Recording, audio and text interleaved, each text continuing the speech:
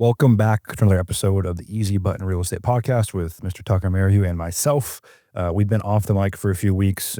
Tucker's been play up in the mountains for a week. I've been I guess we'll talk about today what I've been doing.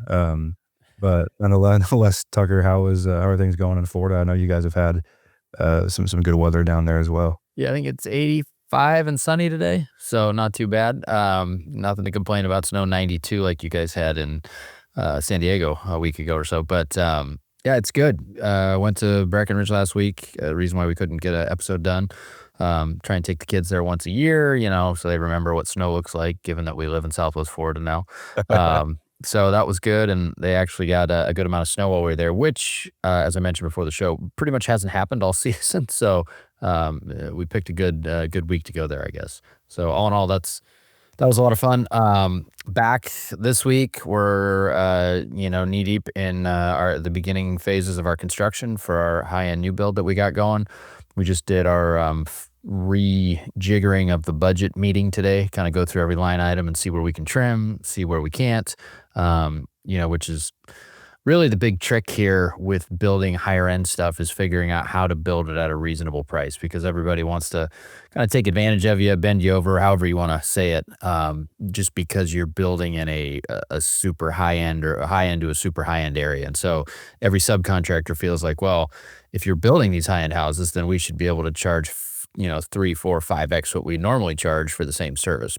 And so I think we've figured out a way to build for a reasonable amount per square foot. And if we can make that happen, then moving forward, we should have a pretty good money printing machine here, taking on projects of all sizes and price points. That's awesome. Yeah, that thing's been a work in progress. I know that, but that's going to be a confidence. I mean, not that you're not always confident as hell, but it'll be a big confidence booster in terms of like pushing the upper limits of the product you guys build, I'm sure. Yeah, well, once we know for sure like what we can build a luxury high-end product for, then it's just a math equation, right? And if we can build it for about half what most people get quoted to do it here, then it opens up a lot of opportunities moving forward in terms of other lots and teardowns that we can buy that other people just don't see the value, but we will. What is the highest price point down there in terms of like infill spec that guys are selling out for? Like, there was a family that runs a family office down here and bought up a bunch of businesses. I think they paid $82 million for a single family home on the water, not beachside, down in Port Royal. So we'll consider that our high water mark, unless we're building on the beach. That's what are the interest payments on that note? If you I don't know. If I'm getting in that game, then most of the time they're paying $10 million ish for the dirt, and then the construction costs above that. So that's one of those projects where you probably partner with some sort of family office or large fund that needs to deploy a lot of capital, and they become essentially a partner in the project versus just kind of eating you alive with monthly interest payments. So you just give them a split of the deal itself, then write them a check every month. Yeah, because otherwise, think about the interest payments on it. There's nobody paying rent that then you pay the mortgage with, right? No, yeah, you're paying $100,000 a month and you can set up interest reserve on some of these loans and stuff like that. But I think everybody would sleep better at night, and everybody'd still make a lot of money just making the money part of the deal in that case. Yeah, that makes sense. That's crazy. Do you want to get to that, like those numbers, or is it? Yeah, I would like to, because there's really no difference in the house that we're building. It's just fortunately or unfortunately, I wasn't born on third base, so I don't have a Rolodex of all these super wealthy family office people that, my parents were friends with, and we'd go on trips together and stuff like that. But I would assume that after we get this kind of, it's expensive for us, but we'll call it mid-level price for Naples. Once we get done with this and it kind of splashes into the market like I think it will, and it performs like it does, then I think it'll open up a lot more conversations and doors with, we'll call it the more uber-rich crowd, or those family offices that need a place to put money and somebody that they're confident in getting something across the finish line with.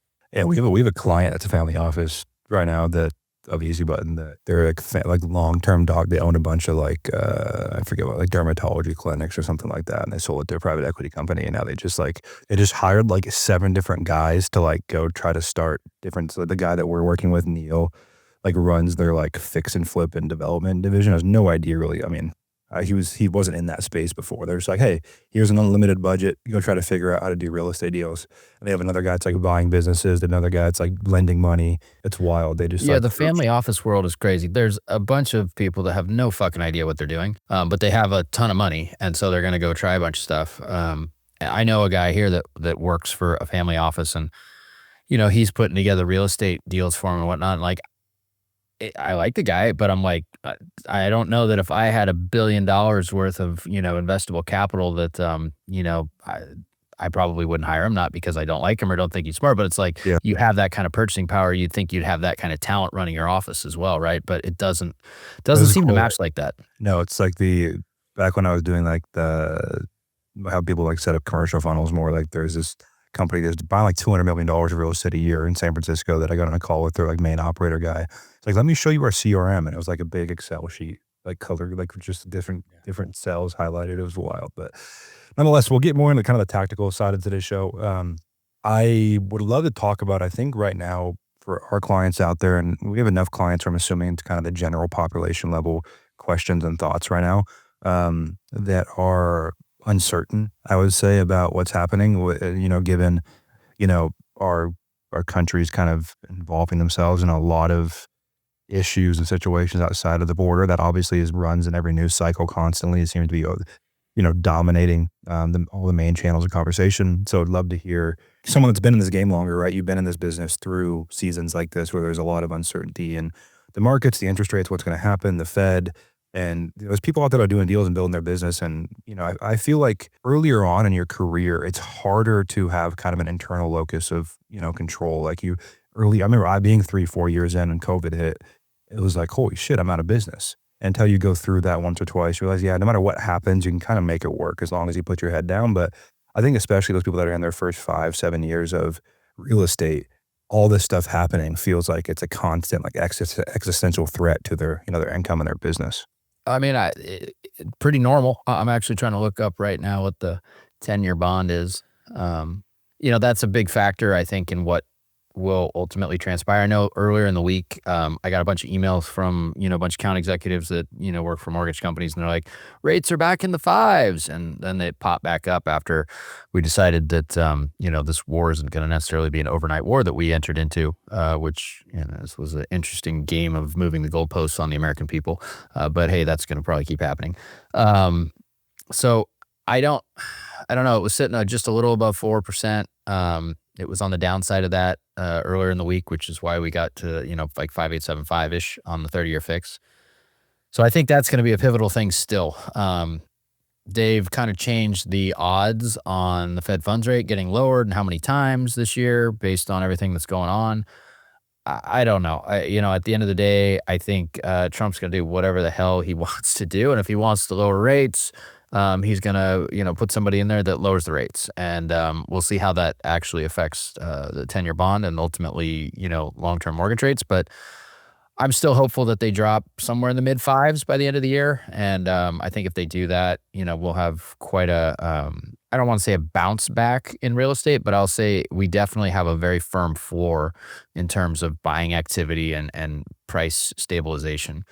Which is really all you need. Once you get to that stabilization point, then the market's fine for operating. It's fine for taking larger risks. It's just harder to take these larger risks when you feel like the floor is still potentially moving in a downward direction because you don't know how far that's going to happen. And usually everybody thinks the worst, and they over guesstimate like, oh God, I've seen some investors online. Some of our favorite people, actually, they can go nameless, but, they consider themselves big in the education space. And they're talking about how it's going to be like another 2007. But then they say that they weren't around in 2007. So they don't really know, but they see all these foreclosures coming and whatnot. I'm just like, oh my God, you guys are idiots. And then some of you guys pay them for education, which blows my mind. But I get it. I get the game. So I'm not hating. It's just the reality of the situation. But, yeah, I think we're going to find our floor probably around summer in most markets. And as we head into the end of the year, and once that happens, everybody that's kind of got the nerves going or, some of the clients that you mentioned, I think it'll all even out. And all of a sudden they'll be like, oh, wow, there's a lot more demand on the other end. And then they'll figure out that a lot of the sellers haven't figured that out yet. And then they'll actually start making, wider margins than they have in a long time. So I think better days are coming and they're pretty close. Yeah, that's fine. The armchair people who are so like, I think the more confident someone is in like their language online about a topic, the less you should listen to them. Like the people that actually I think put out good stuff are like, hey, I could be completely wrong on this, but here's like my very biased 2 cents based on what my thoughts are. The people that are like, hey, this is exactly what's going to happen. I've seen this before. Like I have a crystal ball. They're typically trying to sell you an angle, right? It's the like, hey, like it's like when COVID hit and like the whole sub 2 thing blew up. It's like that was the angle was, hey, let me scare you to the point where you think that you're never going to be able to buy a home again with conventional financing and you're going to have to use different tactics. I don't know if you saw this. I actually thought this was going to happen eventually because there's so many big iBuyers and so much institutional money in the real estate space right now that there wasn't in '08 and there wasn't in, I don't know if there was, but to the level of like all these software companies. Did you see what Open Door announced yesterday? No, what did they announce? So if you buy a home through Open Door, they finance you at 4.99%, like from their inventory. So They're doing a buy down. So they're basically taking profitability on one side and they're buying down the rate to kind of increase the amount of potential demand for their product because they're probably having a hard time moving it anyway. So, it's just a game of who gets the money. And then they probably have a partnership with Rocket Mortgage, right? And then Rocket Mortgage kicks them back for delivering the client that then they do the buy down for. And, it's a vicious circle. You got to watch out for those money guys, I tell you. it's crazy. Yeah, they just move money around. I was a money guy. That's why I know what they're doing. They're shifting the problem from one person to the next person. Is what it is, right? No, I mean it's a smart marketing idea. At the end of the day, if people get a rate that they're comfortable with and they can afford the house, and it's eating into the profitability of Open Door, which I read an article. It was about them sometime in the last month. I forget. We were going to do a show, and I was going to mention it, but they only made money on like 15% of their inventory or something crazy during the last run. So like 85% of the houses that they bought and sold, they lost money on. It was some crazy overwhelming number like that. Don't quote me on the percentages, but it was like, oh my God, like if you weren't using public money, you weren't a publicly traded company using infinite amount of public money, you would have been out of business like 18 times over. But yeah, the founder gets flamed on Twitter for that. And he's like, whoa, we're still in business. And everyone's like, yeah, but like, not because you operate a good business. No, and to be honest, like flipping houses at scale like that in all these different markets with all these different types of construction and finishes, and it's really, really difficult to do because everything about renovating houses is just friction. That's just what it is. When you get to new construction, the reason why there's companies that can build so much of it is because you can streamline it, you can plan it, you know exactly what's next and what's next and what's next. And with renovating, like you don't really know what your scope is until you open everything up most of the time. And it's constantly changing, and then you need different people, and then your schedules get blown out and all kinds of stuff. So it seems very difficult to me that a business like that is ever going to like plane out and be considered super successful because there's just so much friction and high volume rehabbing. No, I think they'll become a different kind of business because they are collecting a lot of data, and they are like, I think they'll just find a spend that works for them, most likely. Yeah, they'll probably start collecting commissions. Be like a large scale brokerage. Yeah, just go selling to their inventory. the Redfin. Yeah, and the other people's route. Yeah, that's crazy. Well, I want to talk about, if you guys have listened and have followed along the Easy Button journey for a while, Tucker and I have been doing, we started Easy Button as Call Magic, back in 2018, maybe 2019. It was definitely pre-2020. It was before COVID, that's for sure. And we've tried probably 1,000 iterations of it, and I kind of asked myself over the past 2 months, what if I was at the starting line of not even starting line, but I was trying to grow my real estate business and use lead generation to do it like we were selling.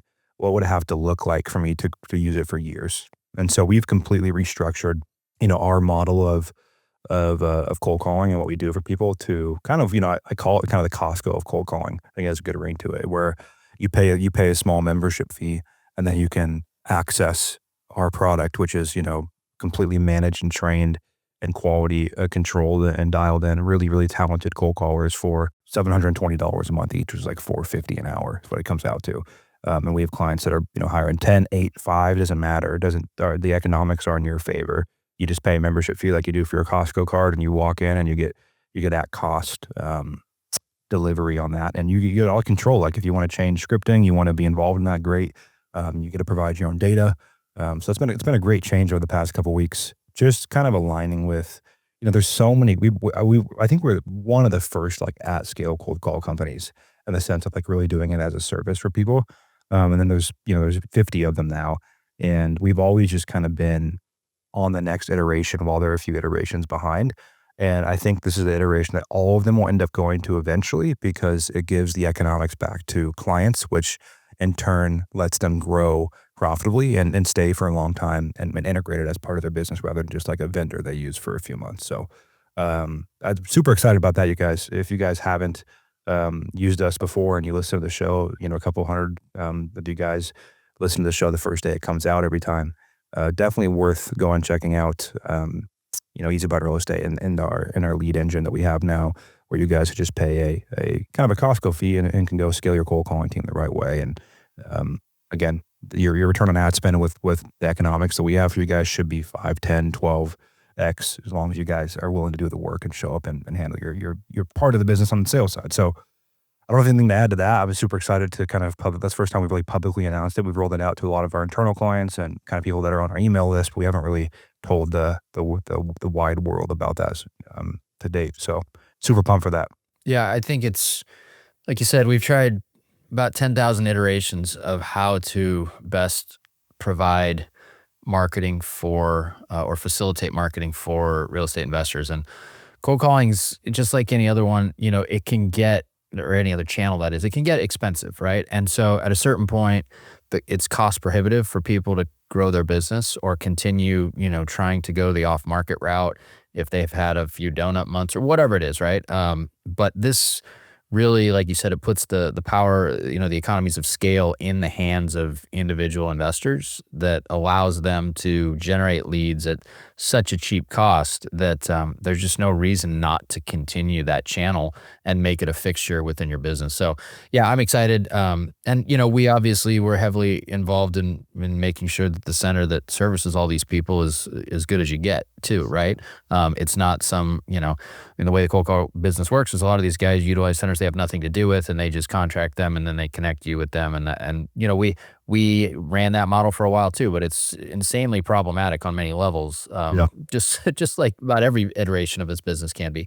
But that's just one where it's very, the value wouldn't necessarily be there if we were just passing along that. But it's something that we've carefully built and curated ourselves over time. And, it's the best of the best. And so everybody that wants to join, I think they'll be insanely happy, especially with the cost for the amount of leads that you get. Yeah, it works, and it's hard to fail with the cost being what it is. And I think we like, and we're guilty of it too. We ran our business very infrastructure heavy for a long time, which then the client ends up paying the cost for that. And I think really it should be a product that you run it very lean, so the client gets the savings on that, and they're the ones that get the low cost leads, and they're the ones that get the volume of the deal. So excited about that. Excited about what's happening in Easy Button across the board, what we're rolling out, what we're tweaking, and bringing you guys, product and services that kind of stand out and are actually fulfillment heavy instead of just marketing heavy, trying to get all the new people in and take your money and kick you out the door before you can tell everyone that you don't have a negative experience. So a little different model we're trying to run. But as we head towards the back end of the show today, I think one of the last tactical thing I want to talk about today was really about, because in the age of AI right now, there's new AI models coming out every day. There's always advancements every single week. And I made a video on Instagram this week that went kind of semi-viral, which talking about like AI overwhelm, and everyone's like so overwhelmed. Like there's these guys that like they're doing a deal a month or a deal a quarter that are tinkering with AI all day. And I think it's the same thing as NFTs and Zapier and all this stuff, where like it's very useful, you guys, but it's useful if it's solving the constraint or the problem that you have. Like if your problem is deal flow, yeah, you might be able to build an open claw bot to like go scrape data a little more efficiently, but like it's not going to move the needle as much as just getting leads in the door and talking to sellers is. And so I think AI and these things, while they're amazing in the real estate business, not the software business, not, different, but in the real estate business itself, it's like it can take you from like a 9 to a 9.7, but to get from a 1 to a 9, in my opinion, um, you kind of have to put down the shiny AI toys, use them if they're valuable to you and then solving the constraint you're facing. But I'm seeing a lot of that right now, Tucker, like people that are getting overwhelmed and kind of shutting down because there's so much AI development happening and they feel like they're behind. And I love your opinion on that because obviously, to me, it feels no different than Zapier or a new fancy CRM coming out, and it kind of has created some hysteria in our community in our space. I mean, I think there is going to be a lot of job replacement that AI does have, with, hopefully, hopefully in the legal business, and Yeah. probably in the accounting world.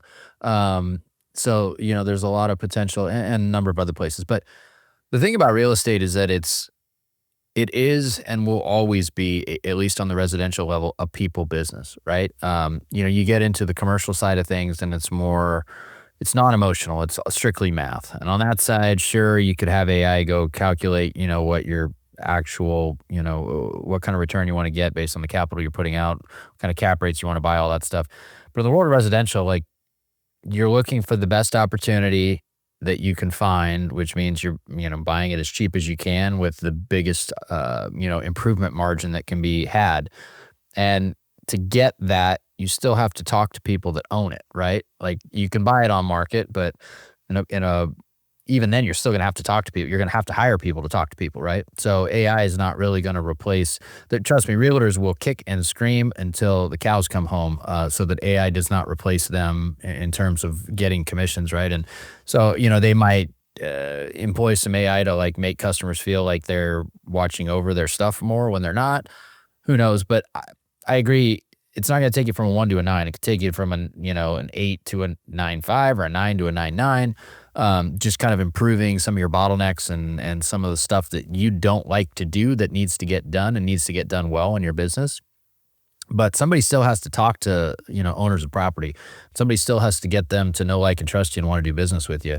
And somebody still has to sit down and sign contracts with those people.